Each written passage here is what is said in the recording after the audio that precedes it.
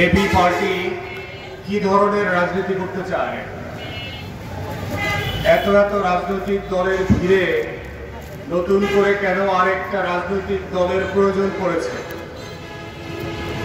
এটার সংক্ষিপ্ত উত্তর হচ্ছে, আপনারা যারা ৭১ সালের স্বাধীনতা যুদ্ধের ইতিহাস পড়েছেন, আপনারা জানেন যে আমাদের লক্ষ লক্ষ তরুণ মুক্তিযোদ্ধারা ৭১ সালে যে যুদ্ধে ঝাঁপিয়ে পড়েছিল, সেই ঝাঁপিয়ে পড়া যুদ্ধে তাদের স্বপ্ন ছিল বাংলাদেশ রাষ্ট্রটাকে একদিন জনগণের রাষ্ট্র বানাবেন, যেই রাষ্ট্রটাকে পাকিস্তানি শাসক গোষ্ঠীদের মতো পূর্ব এবং পশ্চিমের কোনো বৈষম্য এবং অসাম্যতা থাকবে না, যেই রাষ্ট্রের ভিতরে পূর্ব এবং পশ্চিমের মতো আর্থিক এবং রাজনৈতিক বৈষম্য থাকবে না, যেই রাষ্ট্র কাঠামোর মধ্য দিয়ে ৭০-এর নির্বাচিত প্রতিনিধিদেরকে ক্ষমতা হস্তান্তর করতে না দিয়ে যে আকাঙ্ক্ষার ব্যত্যয় ঘটানো হয়েছে, সেই ব্যত্যয় যেন আর না ঘটে। কিন্তু আমরা দুঃখের সাথে দেখলাম ১৯৭১ সালের স্বাধীনতা যুদ্ধের অব্যবহিত পরে বাংলাদেশ রাষ্ট্রকে কেনা বেচার মধ্য দিয়ে একটা একদলীয় শাসনতন্ত্র কায়েম হলো। যে বাংলাদেশ রাষ্ট্রটাকে ঘোষণাপত্রে বলে দেওয়া ছিল যে এই রাষ্ট্রের মালিক কোন রাজবংশ হবে না, যেই রাষ্ট্রের মালিক কোন রাজা বাদশাহ অথবা প্রজাদের সম্পর্কের ভিত্তিতে হবে না, যেই রাষ্ট্রের সম্পর্ক হবে জনগণের রাষ্ট্র আকারে এবং নাগরিকদের অধিকার আকারে। কিন্তু আমরা ৭২ সালের সংবিধানের মধ্য দিয়ে দেখলাম যে সেই বাংলাদেশ রাষ্ট্রকে একটা আওয়ামী প্রজাতন্ত্রে পরিণত করা হলো, এবং এই একদলীয় আওয়ামী প্রজাতন্ত্র করবার মধ্য দিয়ে বাংলাদেশ রাষ্ট্রের ঘোষণাপত্রের যে প্রত্যয় ব্যক্ত করা হয়েছিল যে এটা একটা জনগণের রাষ্ট্র হবে, এই রাষ্ট্রটা বাঙালির রাষ্ট্র হবে, এই রাষ্ট্রটা পাহাড়ির এবং অবাঙালির রাষ্ট্র হবে, এই রাষ্ট্রটা সমতলীদের রাষ্ট্র হবে, এই রাষ্ট্রটা মুসলমানদের রাষ্ট্র হবে, এই রাষ্ট্রটা দিনাজপুরের রাষ্ট্র যেমন হবে, এই রাষ্ট্রটা কক্সবাজারেরও রাষ্ট্র হবে, এই রাষ্ট্রটা সিলেটের রাষ্ট্র যেমন হবে, যশোরেরও রাষ্ট্র হবে, এই রাষ্ট্রটা চাকমা, মারমা, মুরং, খাসিয়ার রাষ্ট্র হবে, এই রাষ্ট্রে যিনি বাংলায় কথা বলেন এটা তারও রাষ্ট্র হবে, যিনি উর্দুতে কথা বলেন তারও রাষ্ট্র হবে, এই রাষ্ট্রটা গরিবের রাষ্ট্র যেমন হবে, ধনীরও রাষ্ট্র হবে, এই রাষ্ট্রটা পুরুষ এবং নারীর রাষ্ট্র হবে, এই রাষ্ট্রটা সাঁওতাল এবং মারিন্ডির রাষ্ট্র হবে, এই রাষ্ট্রটা যুবক তরুণদের রাষ্ট্র যেমন হবে, বয়স্ক মানুষদেরও রাষ্ট্র হবে।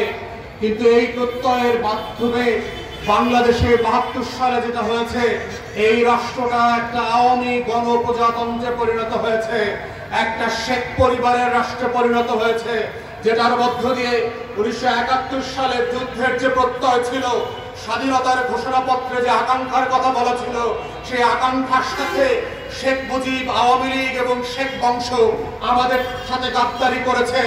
হাজার হাজার লক্ষ লক্ষ শহীদ এবং আহত মুক্তিযোদ্ধার রক্তের সাথে গাদ্দারি করেছে। বাংলাদেশের স্বাধীনতার ঘোষণাপত্রের প্রত্যেকটি ধারা উপধারার সাথে গাদ্দারি করেছে। বাংলাদেশের লক্ষ লক্ষ তরুণ যুবক, কৃষক, মাঝি, মাল্লারা যারা যুদ্ধে গেছিল, নেংটি পরে আর লুঙ্গি পরে তাদের স্বপ্নের সাথে গাদ্দারি করা হয়েছে। বাংলাদেশের গরিব বাঙালি, অবাঙালি, উর্দুভাষী এবং বাংলা ভাষী সবার সাথে গাদ্দারি করা হয়েছে। পাহাড়ি এবং সমতলীদের অধিকার বঞ্চিত করে তাদের সাথে গাদ্দারি করা হয়েছে।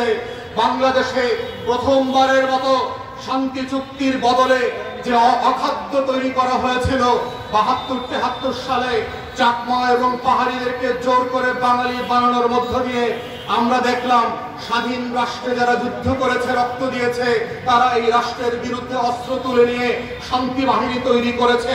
হাজার হাজার তরুণ বাঙালিকে যেমন হত্যা করেছে, বাংলাদেশের সেনা সদস্যদেরকে নির্মমভাবে খুন করেছে, এবং এটা করেছে শুধুমাত্র ৭২ সালের সংবিধান আওয়ামী বাকশালের রাজনীতির কারণে। চতুর্থ সংশোধনীর মধ্য দিয়ে এই বাংলাদেশে স্বাধীনতার ঘোষণাপত্রের বিপক্ষে দাঁড়িয়ে যেই বাংলাদেশ আমরা দেখলাম ৭২ থেকে ৭৫, সেই বাংলাদেশ ছিল একটা বেঈমানদের গড়া, হাতে গড়া বাংলাদেশ। যেই বাংলাদেশ আবার গত তার মেয়ের হাতে গত 16 বছরে নতুন করে বাকশাল 2 কায়েম হওয়ার মধ্য দিয়ে আবার স্বাধীনতার চেতনা অঙ্গীকারের সাথে বেইমানি করে শেখ পরিবার আওয়ামী রাজবংশ আবার নতুন করে আমাদের সাথে বেইমানি করেছে। বাংলাদেশের 17 কোটি মানুষের আকাঙ্ক্ষার সাথে বেইমানি করেছে, 12 কোটি ভোটারের সাথে বেইমানি করেছে, গণতন্ত্র এবং নির্বাচনের ওয়াদার সাথে বেইমানি করেছে। বাংলাদেশের হাজার হাজার কোটি টাকা বিদেশে লুটপাট করবার মধ্য দিয়ে গরিব মানুষের সাথে বেইমানি করেছে। বাংলাদেশে গুম খুন ফ্যাসিবাদের শাসনতন্ত্র কায়েম করবার মধ্য দিয়ে আমার মানবাধিকার সনদের সাথে বেইমানি করেছে। বাংলাদেশের পাড়ায় মহল্লায় যে নাটকীয় স্বর্গরাজ্য কায়েম করেছিল, যেভাবে নরক বানিয়ে দিয়ে বিএনপি জামাত হেফাজতের বিরোধী দলীয় নেতা কর্মীদেরকে লাখে লাখে কোটিতে কোটিতে ঘরছাড়া করে বাংলাদেশের সাথে বেইমানি করেছে। আওয়ামী লীগ বাংলাদেশের 1 নম্বর জাতীয় শত্রু। জাতীয় পার্টি এবং 14 দলীয়রা বাংলাদেশের প্রত্যেকটা উপাদানের সাথে বেইমানি করেছে। তাই দিনাজপুরবাসীকে আমরা বলতে চাই, বাংলাদেশের স্বাধীনতার ঘোষণাপত্রের উপরে ভিত্তি করে নাগরিক হয়ে গড়ে উঠবার মানে হচ্ছে আপনাকে বুঝতে হবে আপনার অধিকার কি, আপনাকে বুঝতে হবে আপনার শত্রু কারা, আপনাকে বুঝতে হবে আপনার মিত্র কারা, আপনাকে বুঝতে হবে কারা আপনাকে ভোট থেকে বঞ্চিত করেছে, আপনাকে বুঝতে হবে কারা আপনার ট্যাক্সের টাকা দিয়ে আমেরিকাতে লন্ডনে শত শত বাড়ি করছে, টরন্টোতে বেগমপাড়া করছে, মালয়েশিয়াতে বাংলাদেশিদেরকে নতুন করে সেকেন্ড হোমের বাণিজ্য করাচ্ছে, বিভিন্ন জায়গায় জায়গায় সিঙ্গাপুরে বাংলাদেশের বিলিয়নস অফ ডলার লুট করে নতুন করে নাগরিকত্বের ব্যবসা তৈরি করেছে। এর প্রত্যেকটা জিনিস হচ্ছে গত 16 বছরের আওয়ামী ফ্যাসিবাদীদের উপহার বাংলাদেশিদের প্রতি। ফেলানির লাশ দেখেছেন আপনারা, সীমান্তে সীমান্তে আমার শত শত নাগরিককে কুকুর বিড়ালের মতো হত্যা করে আওয়ামী লীগ প্রমাণ করেছে বাংলাদেশে ফেলানি হচ্ছে বাংলাদেশের নাগরিক। বাংলাদেশে বিডিআর বিএসএফ নেগোসিয়েশন করে ছাগল ছুটায় আনে, কিন্তু ফেলানির লাশ উদ্ধার করতে পারে না। 3 দিন চলে যায়। এই হচ্ছে আওয়ামী লীগের বাংলাদেশ। বেঈমানের গাদ্দারদের হাতে, মির্জাফরদের হাতে বাংলাদেশ গত 16 বছরে আমরা দেখেছি। পলাশির আম্র কারণে যেভাবে 1757 সালে বাংলাদেশের স্বাধীনতার সূর্য অস্তমিত হয়েছিল, গত 16 বছরে আমরা দেখেছি বাংলার মির্জাফররা আওয়ামী লীগ হয়ে আবার বাংলাদেশকে পলাশির প্রান্তরে পরিণত করেছে। বাংলাদেশের স্বাধীনতার সূর্যকে ভারতের কাছে, দিল্লির কাছে বিক্রি করে দিয়েছে। বাংলার জগৎ শেঠ অভিজাত আর রায়দুল্লাহ বাংলাদেশের প্রতি ইঞ্চি মাটিকে, বাংলাদেশের ট্যাক্স পেয়ারদের টাকাকে, বাংলাদেশের ব্যাংকগুলোকে লুট করে বিদেশে পাচার করে দিয়েছে। এর নাম হচ্ছে জাতীয় শত্রু, এর নাম হচ্ছে আওয়ামী ফ্যাসিবাদ, এর নাম হচ্ছে আওয়ামী রাজাকার, এর নাম হচ্ছে আওয়ামী অলবদর। এরা বাংলাদেশের শত্রু। জাতীয় পার্টি এবং 14 দল যারা বাংলাদেশের প্রতি ইঞ্চি মাটিকে বিক্রি করে দিয়ে, আমার আপনার ভবিষ্যৎকে বিক্রি করে দিয়ে, বাংলাদেশকে একটা পরাধীন রাষ্ট্র বানিয়ে দিয়ে তার প্রভুর দরবারে পাগে চলে গেছে আগস্ট মাসে। সে বরাবরই বলেছিল তার বেকার কারা, তার প্রভু কারা, তার রব কারা। আমরা আগে থেকেই জানতাম আওয়ামী লীগ বাংলাদেশের দল না, জাতীয় পার্টি আর 14 দল এরা বাংলাদেশিদের দল না। বাংলাদেশিদের রক্ত এদের কাছে গুরুত্বপূর্ণ না। যদি গুরুত্বপূর্ণ হতো শেখ হাসিনা সব পরিবারে পালিয়ে যেতেন না, যুদ্ধ করে বাংলাদেশে শহীদ হতেন তার বাবার মতো। সে একটা রাজাকার এবং আলবদর।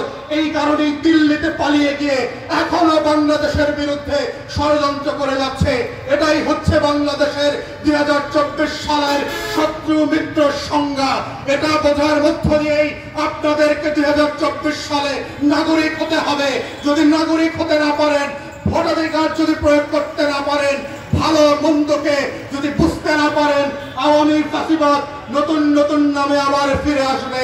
জাতীয় পার্টি আর 14 দলীয় রাজাকাররা নতুন নতুন নামে ফিরে আসবে, সাবোটাজ করবে, বাংলাদেশের স্বার্থকে বিকিয়ে দেবে। সেই জন্য দিনাজপুরবাসীকে আমরা বলছি, চোখ কান খোলা রাখবেন। সীমান্তের খুব কাছে আপনারা বাস করেন। এই বাংলাদেশ অনেক রক্তে কেনা বাংলাদেশ, লাখো শহীদের রক্তে কেনা দেশটা কারো পাবেন না। এই বাংলাদেশ আমরা আবু সাইদের মতো বুকের পাটার রক্ত দিয়ে স্নাইপারের বুলেটের সামনে বুক পেতে দিয়ে আমরা স্বাধীন রাখবো যে কোনো মূল্যে ইনশাআল্লাহ। প্রিয় দিনাজপুরবাসী ভাই ও বোনেরা,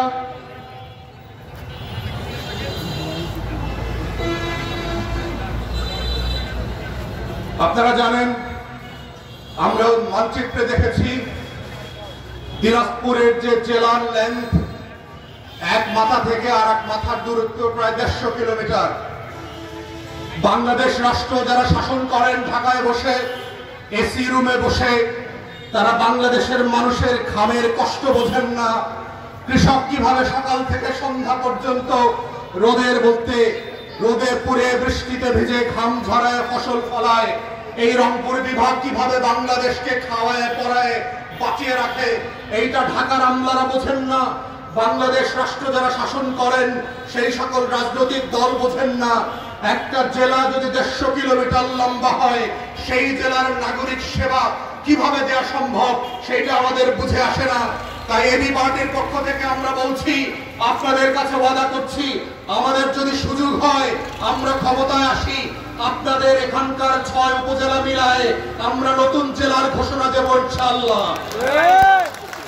হাকিমপুর, বিরামপুর, নবাবগঞ্জ, পার্বতীপুর, ঘোড়াঘাট এবং ফুলবাড়ি মালিয়ে নতুন জেলা হবে, যেই জেলার কেন্দ্রবিন্দুতে হচ্ছে আমরা বুঝতে পারছি এই ঢাকা মোড়।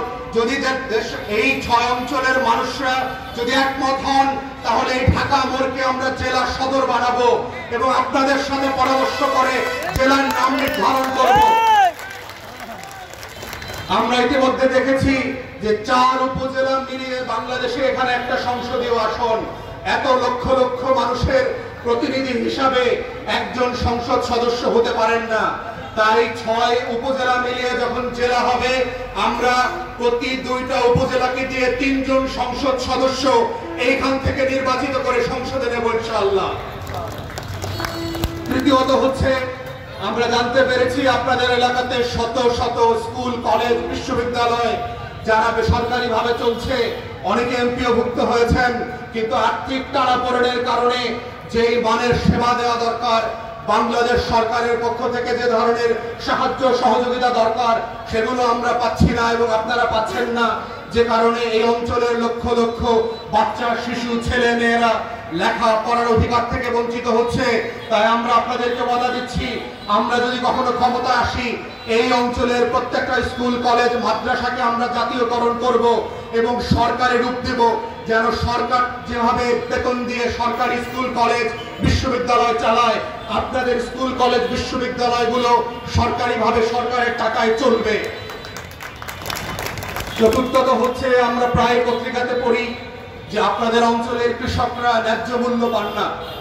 আমরা দেখেছি কৃষক ভাইরা যারা চাষ করেন, প্রতি কেজি চাল উৎপাদন করতে 19 থেকে 23 টাকা পর্যন্ত খরচ হয়, কিন্তু কোনো কোনো সময় আমরা দেখেছি কৃষককে লস করে, লোকসান করে এই চাল মনকে মনকে বিক্রি করতে হয়।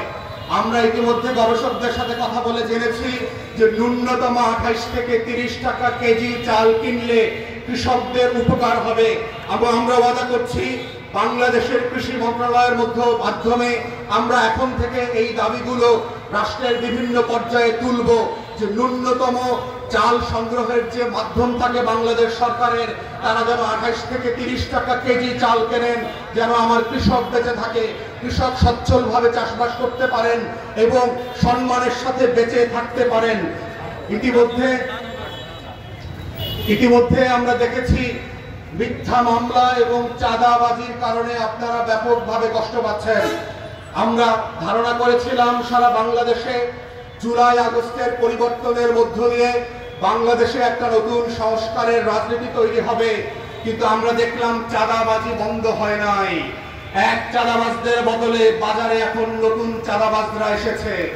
আমরা বলে দিতে চাই নতুন চাঁদাবাজদেরকে, এক ফ্যাসিবাদীদেরকে যে আন্দোলন করে আমাদের হটাতে হয়েছে, আপনারা মনে করবেন না যে আমরা ঘরে ফিরে গিয়েছি। বাংলাদেশের মানুষ ঘরে ফিরে যায় নাই।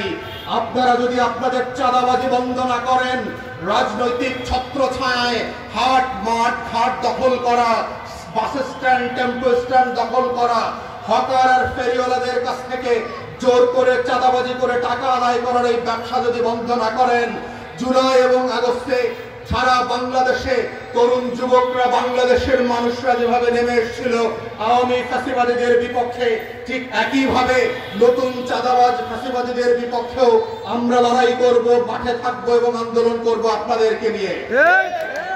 আমরা দেখতে পাচ্ছি মিথ্যা মামলা দিয়ে বিভিন্ন জনকে হয়রানি করবার যে পুরাতন ব্যবসা, রাজনৈতিক নেতারা এবং লোকাল থানার কিছু অসৎ দুর্নীতিবাদ এসআই কনস্টেবলরা মিলে এই ব্যবসা এখনো অব্যাহত রেখেছেন।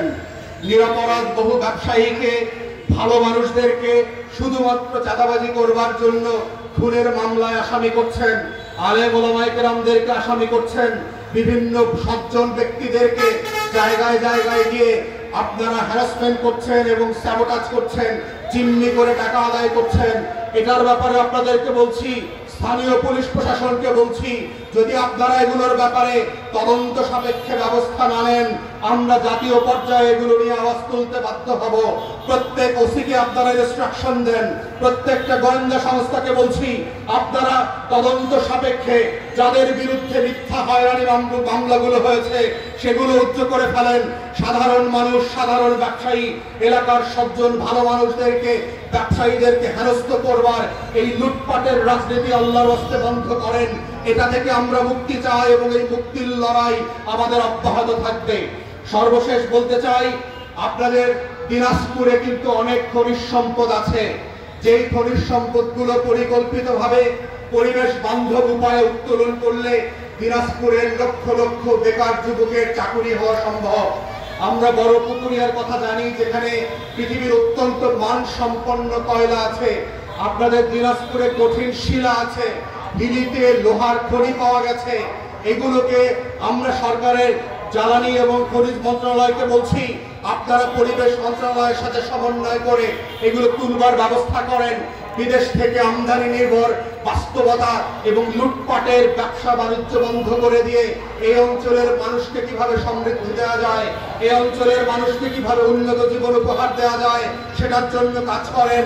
এবং সর্বশেষ বলছি, দিনাজপুরের লক্ষ লক্ষ ভাইকে বিভিন্ন কারণে হাসপাতালের চিকিৎসা এবং আদালতের কারণে ঢাকায় যেতে হয়।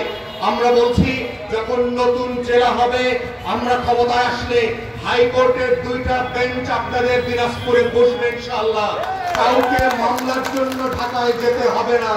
আমরা এনশিওর করব ঢাকা মেডিকেল এবং পিজির বড় বড় ডাক্তাররা যেন একদিন 2 দিনের জন্য হলেও আপনাদের এই অঞ্চলে আসেন। কনসালটেন্ট ডাক্তারের জন্য যদি আপনাদেরকে যেন ঢাকায় যেতে না হয়, এই সেবা আমরা এনশিওর করব তথ্য প্রযুক্তিকে কাজে লাগিয়ে। এবং এগুলো করবার রাজনীতি হচ্ছে এবি পার্টির রাজনীতি। তাই সর্বশেষ আপনাদেরকে উদাত্ত আহ্বান জানাচ্ছি, যদি আপনারা এই বাংলাদেশটাকে বদলে দিতে চান, যদি আওয়ামী ফ্যাসিবাদ এবং বংশগত রাজনীতি থেকে বাংলাদেশকে মুক্ত করতে চান, এই বাংলাদেশটাকে সবার বাংলাদেশ বানাতে চান, এই বাংলাদেশ থেকে সেবার রাজনীতি করতে চান, এই বাংলাদেশটাকে নাগরিক এবং অধিকার, মানুষের কষ্ট দুঃখকে কেন্দ্রে রেখে যে রাজনীতি, সেই রাজনীতি হচ্ছে এবি পার্টির রাজনীতি। সেই রাজনীতির পতাকা তলে আপনাদের জড়ো হবার আহ্বান জানিয়ে, উদাত্ত আহ্বান জানিয়ে আমার বক্তব্য এখানে শেষ করছি। দিনাজপুরবাসী, বিরামপুরের ভাই বোনদেরকে অসংখ্য ধন্যবাদ। আসসালামু আলাইকুম।